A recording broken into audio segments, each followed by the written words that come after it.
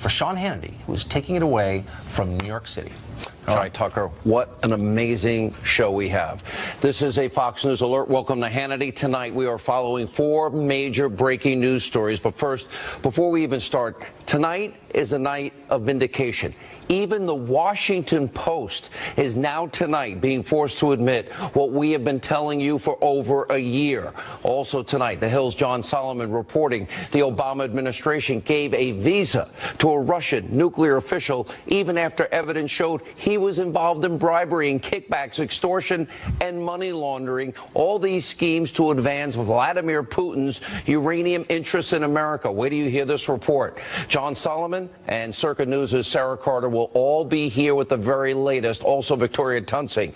Also breaking tonight, the Department of Justice. They're now deliberating whether to allow this FBI informant with all of this evidence to testify before Congress about this corrupt Uranium One deal and a possible new Clinton pay-to-play scheme. This is the same FBI informant that helped uncover the Russian nuclear bribery and kickback plot and reportedly has all the evidence of the Russian money flowing straight to the Clintons. And tonight also, House Republicans, they're finally catching up to us. A year later, they are now launching the investigations we've been calling for into the corrupt Uranium One deal. Thanks to the amazing reporting, investigative work of Sarah Carter, John Solomon, this show, things are starting to move at an accelerated rate. We are now closer to getting to the truth about what is the biggest national security breach and Russia scandal in American history. We've got a huge breaking news night tonight on Hannity. Even the Washington Post is reporting, and Fox News has confirmed Hillary Clinton's campaign, the DNC, they paid for the research that became the fake news anti-Trump dossier. They've been lying to you for a year. Plus, never Trumper senators Bob Corker, Jeff Flake, John McCain, they're lashing out at the president. We'll have a full report on that. These senators seem to be more interested in attacking the president than they are in serving you, the American people, the forgotten men and women in this country. They need to move. Anyway, we got all of that in tonight's important breaking news opening monologue and part 2 of our Ivanka interview. All right, we have made more progress in the last 24 hours with new information and breaking news. Tonight, I'm going to go through all of this very, very slowly. The media has been lying to you. They have been entirely wrong for almost a year, and that relates to the real Russia story. You do not want to miss a minute of tonight's program. Tonight, we will prove how we've been right all along and ahead of the curve and how wrong they have been. We will lay it all out, all of the ugly details, and there's a ton of new information tonight. We have explosive information on the massive Uranium One scandal that the Obama administration attempted to cover up. We have been telling you for years this was going to be a big deal, and tonight it is. Now, The Hill's John Solomon is out tonight with another absolutely stunning report. Here's the headline. Obama administration granted a visa entry to Russian nuclear executive under FBI investigation for bribery. Now, according to this new report, the Obama administration actually granted a temporary work visa to this top Russian official in 2011. Then they renewed it in 2014, even after there was overwhelming evidence this official was involved in a criminal scheme that involved racketeering, bribery, extortion, money laundering. Also tonight, Fox News is learning that senior Justice Department officials are finally deliberating over allowing the FBI informant to now testify and tell the truth before Congress. This informant is the key player in the latest developments that we have been sharing with you on this Uranium One scandal. And as John Solomon and Sarah Carter have reported, the informant helped uncover a Russian nuclear bribery, as I said, bribery, kickback, extortion, money laundering, criminal enterprise, which began 1 year before the approval of the Uranium One deal, before it was approved. Now, of course, all of this evidence was kept secret from Congress by the Obama administration on purpose. Now, because this eyewitness signed a non-disclosure agreement, that prevented him from telling Congress and the American people the truth. Now, in addition to all of this, The Hill and Circuit News are reporting that the same FBI informant also has evidence of Russians trying to influence the Clintons specifically. This is on top of what we already know about the Clintons' role in Uranium One. The Hill's reporting that Bill Clinton tried to get State Department permission. Remember, his wife was running this to meet with a Russian nuclear official while the Uranium One deal was actually being approved by the Obama administration.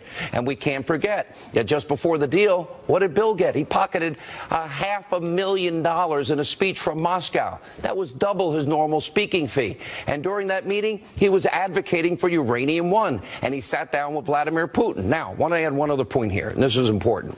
You want to talk about a real Russian conspiracy? Listen to this. The bank that was paying Bill Clinton, and when you pay attention to this, that bank was connected to Putin. And that bank also had financial interest in Uranium One. And there's more. According to a Hill report published last night after Hillary Clinton became the Secretary of State, Russian spies purposely tried to gain access to Hillary, her top aides, and the former President Bill Clinton. Now, the report notes that one Russian spy who was successful actually got a job with a major Democratic donor and actually was arrested and deported.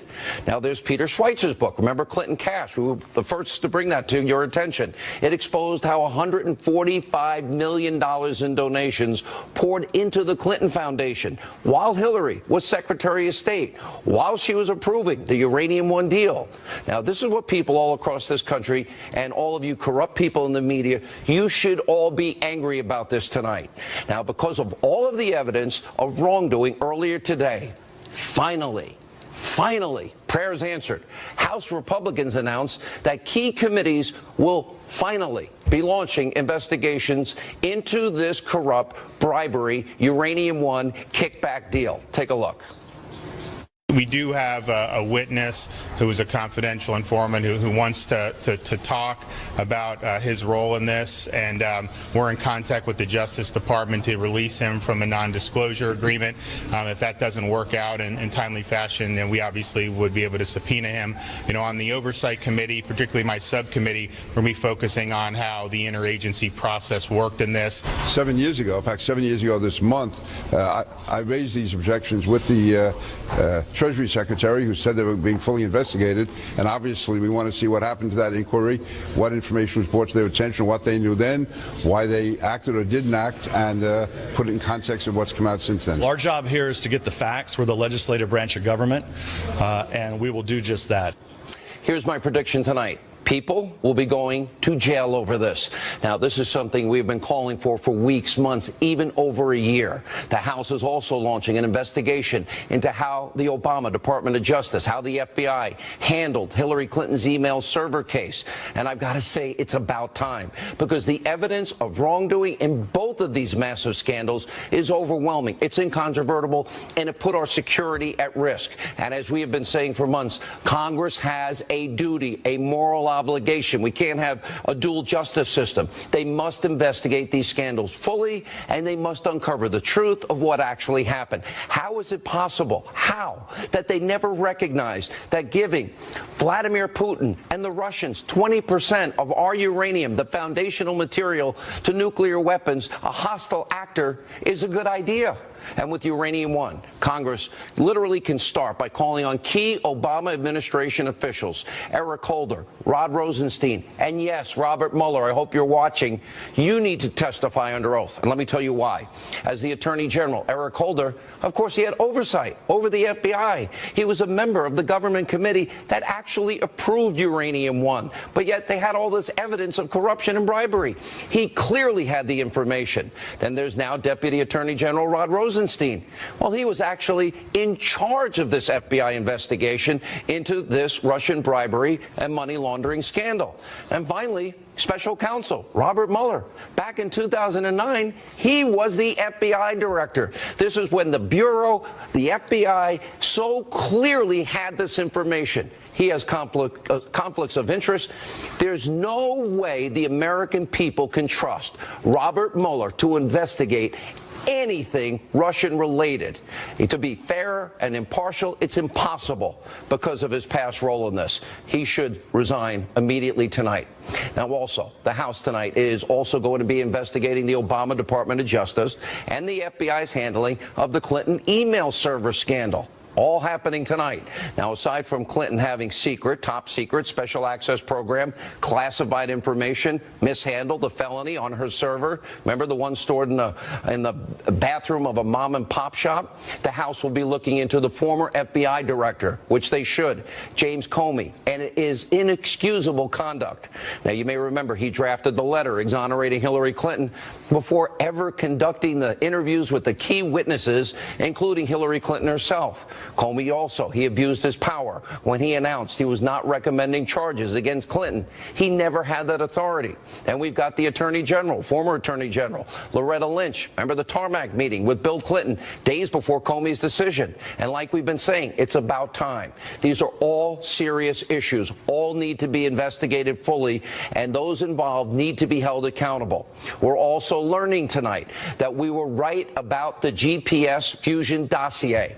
Tonight, even the Washington Post has to finally begin to report what we have been telling you forever. And according to the Washington Post tonight, I love to quote them, Hillary Clinton's campaign and the DNC, they paid for that phony research that eventually became the dossier.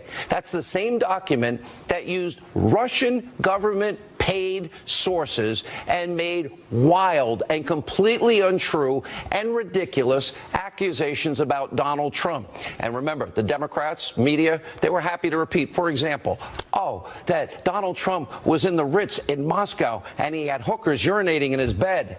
And James Comey wanted to hire this man and pay him taxpayer dollars.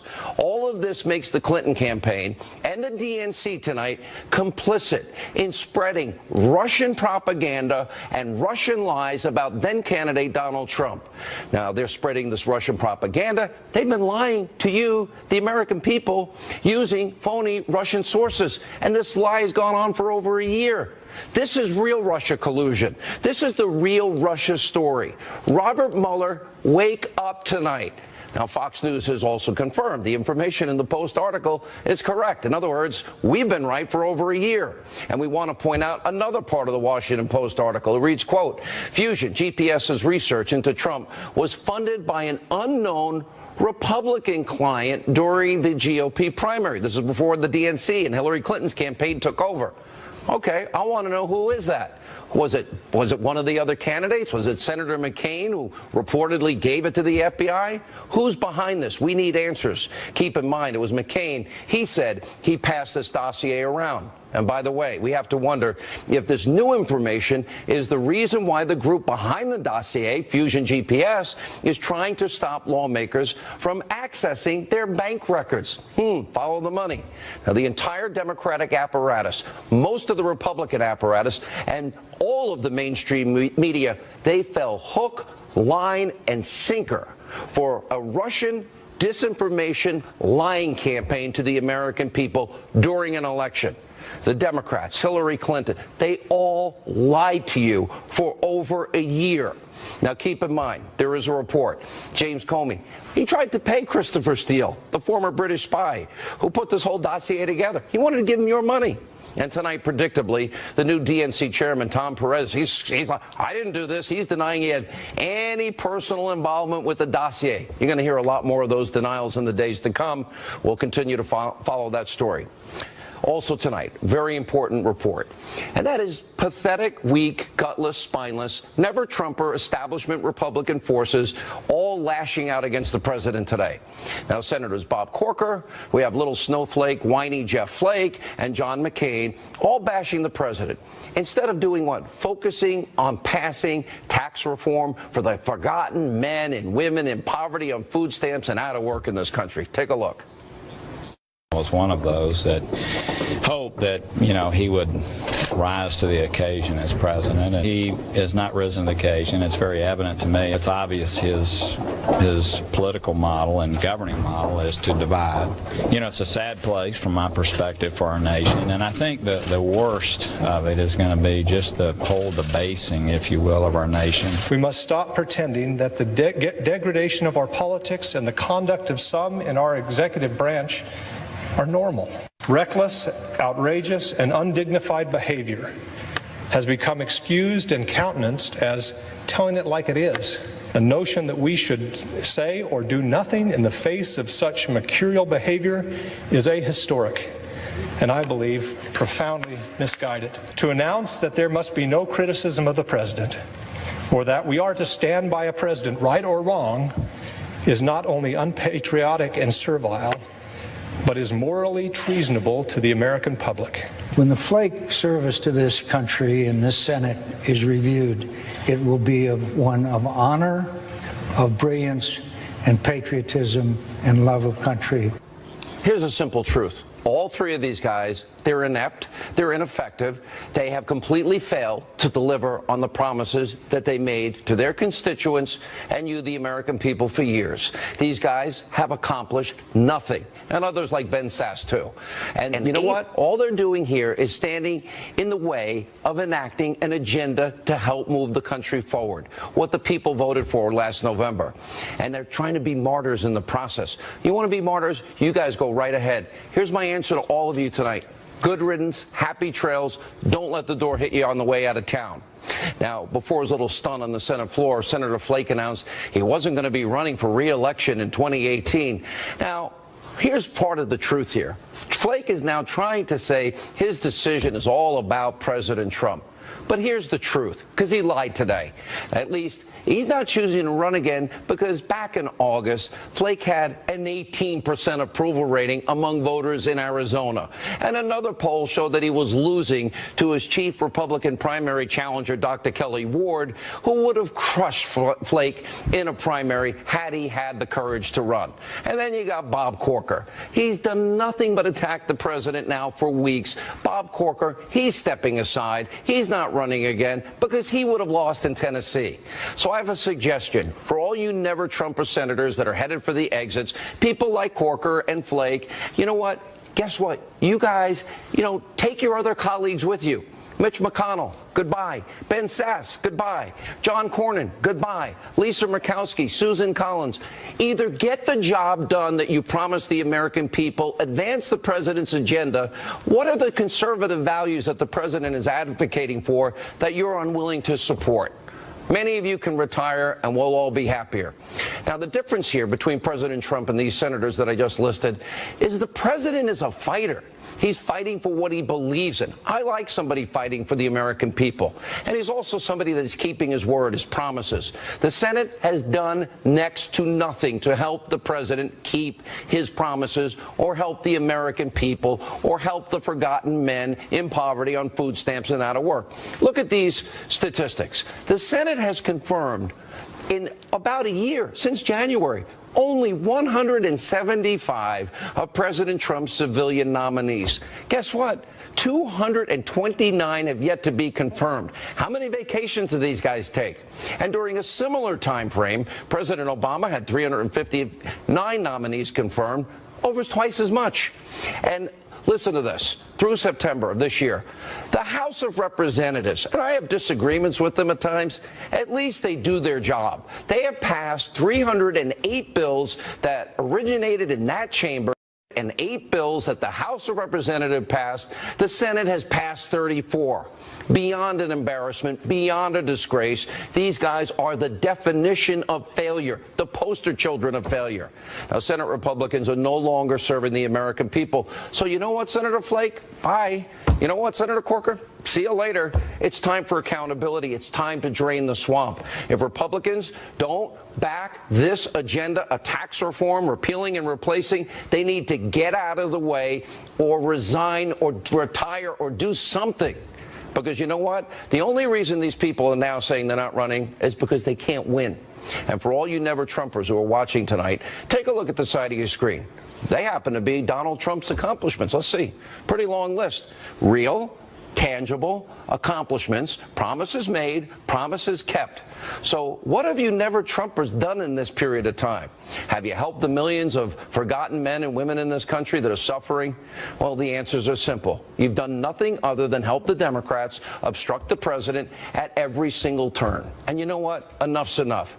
We're going to have a lot more on all this breaking news, and I promise you, you don't want to miss a minute of any of this. When we come back, the heroes, the investigative reporters who have been exposing the truth and standing alone and digging hard. John Solomon, Sarah Carter, plus Victoria Tunsi. She is the attorney for that FBI informant who was at the center of exposing this Uranium One scandal.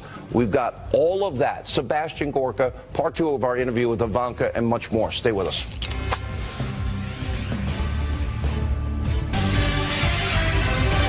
Welcome back to Hannity. So as we mentioned in our opening monologue tonight, House Republicans finally are opening investigations into this very corrupt Uranium One deal that compromised all of our national security, involving the Obama administration and, of course, the Clintons. Also tonight, the Department of Justice finally is considering whether to lift the gag order on the FBI informant at the center of the scandal. Here with the reaction are people that deserve a lot of credit for digging deep. The Hill's John Solomon, Circa News' Sarah Carter, and an attorney I'd never want to go up against, Victoria Tunsi, who is representing the FBI informant. Victoria, I want to start with you. Last night, you actually said that your client, this informant, the guy that has evidence, emails, documents, tape recordings that prove bribery, extortion, money laundering, etc., he has details of the exact plans to bribe the Clintons. It was all by design? Not going into detail, you know that, Sean, but he will give an overview and specific conversations that he had with Russians in what they were thinking about the money that they were spending. Let me just be that general. And it involves the Clintons. Okay. Listen, I have too much respect for you over the years to push you harder on this. Let me start with a broader question for Sarah and John. In terms of the degree of scandal, because, Sarah, you know this informant. You've spoken to them. You know what he has. How bad is this going to get for the people that we're mentioning that are involved in this? Oh, let me clarify. I do know the informant. I don't know everything that he has because some of it's considered classified, Sean, and I'm not privy to that classified information. And he is bound by the non-disclosure agreement.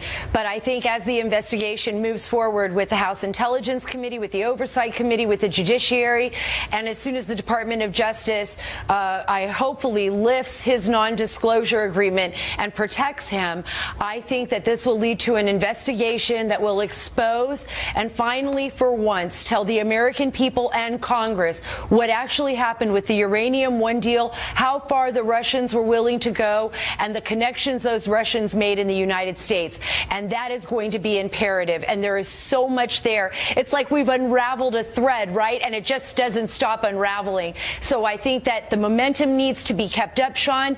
People need to continue to look into this. We need to continue the investigation, and we need to see where it leads, wherever it leads. But this is probably one of the most significant stories that we've told in a long time. John Solomon, I'll ask you, because the FBI knew in 2009 and 2010, before this Uranium One deal was done, they had evidence, a lot of it, that including tapes and emails and documents and an FBI informant.